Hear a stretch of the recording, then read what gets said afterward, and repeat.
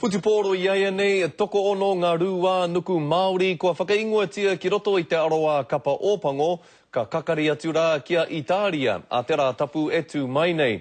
Engari tērā te ākinui a tētahi ōpango Māori ōmua kia whai rātau i te tino taumata, arā kia pūmau tonu ai tā rātau noho ki roto i te kapa.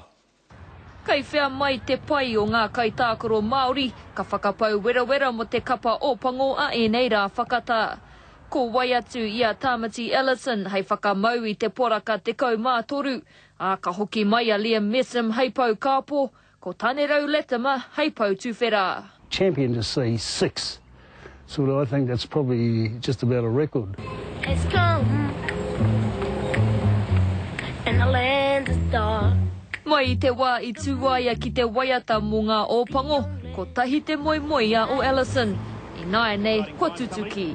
When you're going to play for the All Blacks, you know, it really is another huge step up. So, you know, it's great to see. He oi ara tonu ngā kupu aki a te tautō hito nei, kia whai tūranga tūturu ngā tama Māori. Don't drop the ball, you know, and give a good pass and make your tackles. And, you know, you'll most likely stay in the team.